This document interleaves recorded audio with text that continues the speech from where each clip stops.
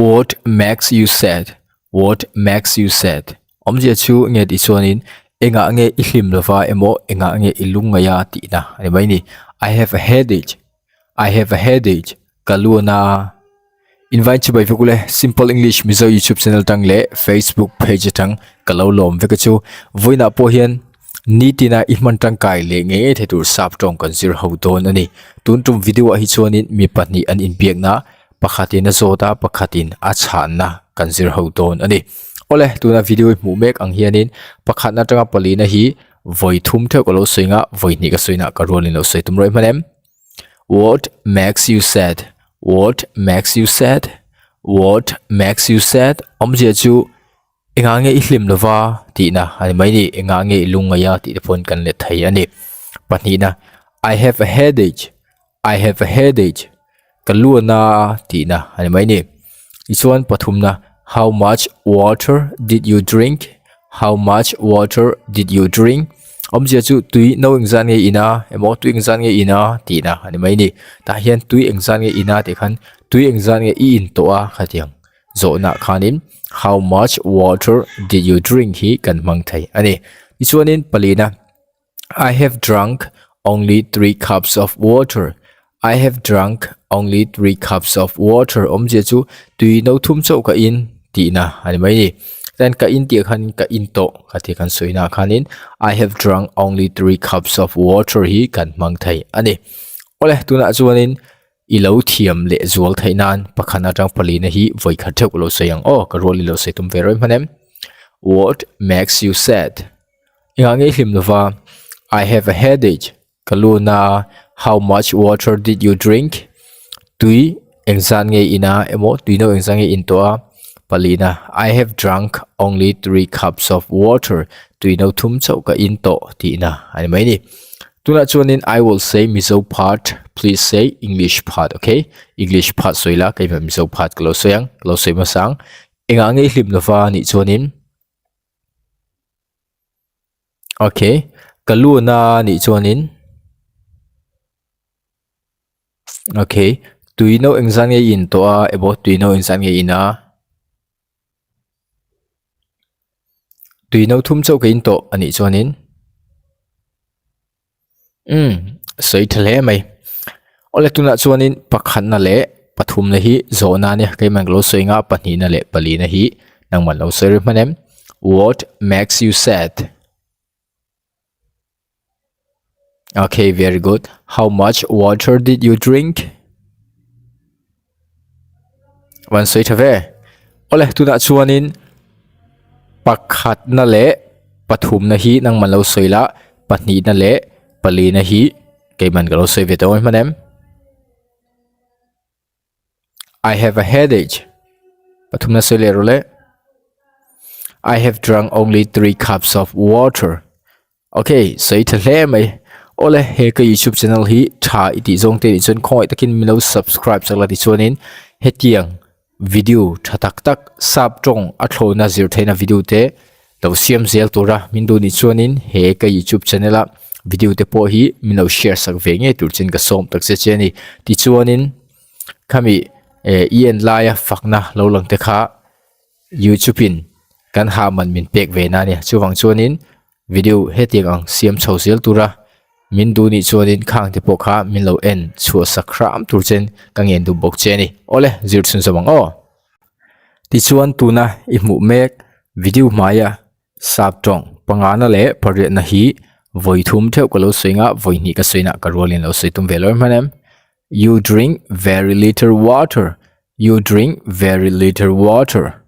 You drink very little water. Omje chu tui tlem te chau in ani chu ti na ani mai ni chon parung nai yeah I do. Yeah I do. Omje chu o tlem te chau ine ti na ani mai ni chon pasarina how much water should I drink in a day? How much water should I drink in a day? How much water should I drink in a day? Omje chu nikata tuino ingsange ka in nga ya ti na ani mai ni pare na you should drink at least 8 cups of water every day. You should drink at least 8 cups of water every day. You should drink at least 8 cups of water every day om je chu need in tuino riatal I na ngai ni o tina ani mai ni ole tu na chon voi kha thek lo sin o you drink very little water tui tlem te chu in ani chu yeah I do oh ni e how much water should I drink in a day ni khata tuino engsan nge ka in nga ya you should drink at least 8 cups of water every day ni tin tuino riatal in ngai ni o okay tuna chun I will say mizo part ti chuanin sa phat nang lo serum hanem tui tlem te chu in ani chun how to say in English o ni e ani chuanin okay ni khata tuino engsan nge ka in nga ya ani chuanin okay ni tin tuino retal in ngai ni o ani chuanin sei thalutuk ole tuna chuanin pangana le pasari na hi keiman kalo soinga paruk na le pare na hi nangman lo sere manem you drink very little water you drink very little water paruk na sei role how much water should I drink in a day how much water should I drink in a day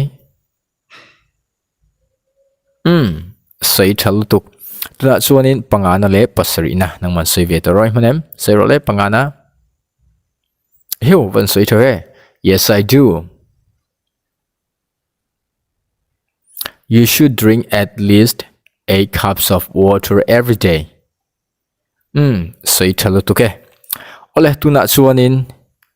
ka du ber pakhat kan zo dang cho ma se khoi takin mi ching role arte mi ching so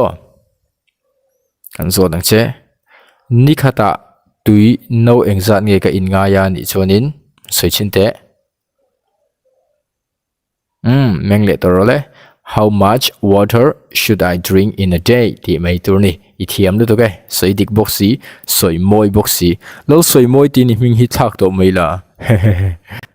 pakwana atanga som pani na thleng po hi voithum the ko lo soinga voini ka soina ka rolin lo soi tum roi manem really it is very hard to drink a lot of water for me really it is very hard to drink a lot of water for me really it is very hard to drink a lot of water for me om je chu katan chun tui tam tak in hi har sa khop mai ti na mai ni chun som na but you have to but you have to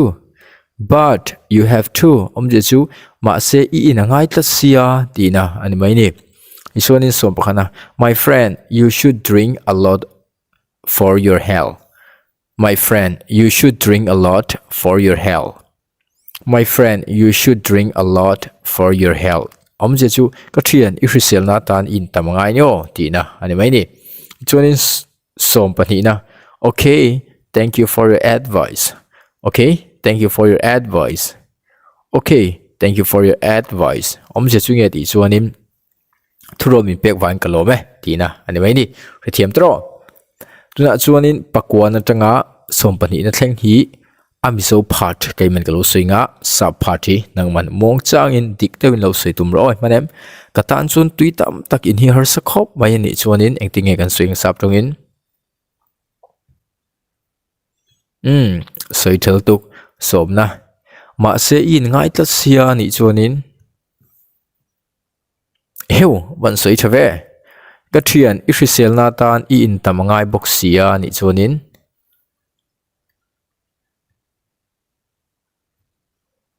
van sei thave ole I thuro na wang kalome ani chuanin sei thalutuk heta hianin kan thriat ur chu you should nilovin hemi som pakhat na a hianin you should ti turmo pronunciation kha apoimo ani nuna chuanin pakwa na le som pakhat na hi kaiman kalo soinga som na le som pani na hi nangman lo soi paroi manem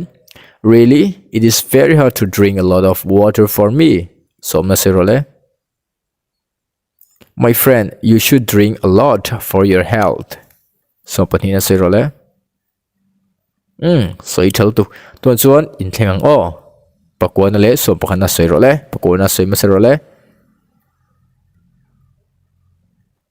but you have to som pakhana sei ro le okay thank you for your advice alom om to ke he video hi atop thlengin in chuaka I hlok pui ngei ka bai sei ni ti chuanin he video hi lo enon thin la yen pa khanin lo soi ve tur chen ka som tak chi cheni next video kan hmule donia bye bye